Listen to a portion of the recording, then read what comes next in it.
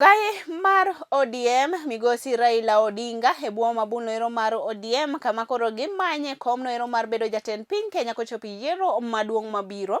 Odiochieng' manyoro ne owalo ministers mopogore pacho kaendi makoro biro chung' e sirikande kaponi giyudo sirkale ebwo mabuno ero mar Azimio One Kenya ka otenegi kod jatend duond bura ero mar Wiper migosi Kalonzo Musyoka. I will continue. After 60 years of independence, you cannot give the male domination.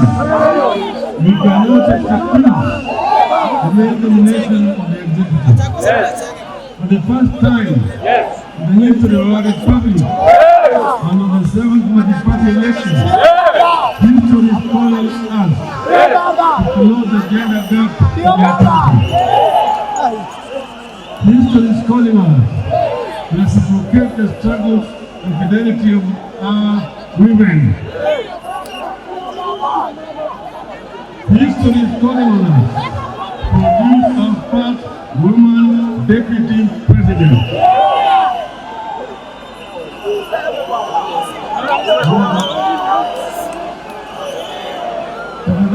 Tafadhali kimya. Tafadhali vijana. Vijana hoye. Mama hai.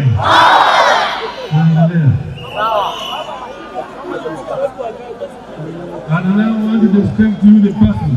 Yes. At the age of 24, this woman was appointed a magistrate to adjudicate on matters of will. A few years later, she became the youngest woman to be elected a member of parliament in central Kenya. And she went on to serve in the capacity for 20 years. Of these 20 years, she was a cabinet minister for 6 years, serving in different portfolios. The woman in offer as the proposed deputy president is also known to have incredible credentials in the fight for our second liberation.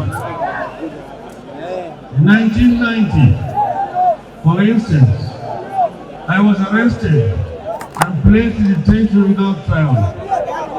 At that time, very few lawyers were prepared to represent me. But this woman, then a young lawyer, led a team of 27 lawyers to defend my legal detention.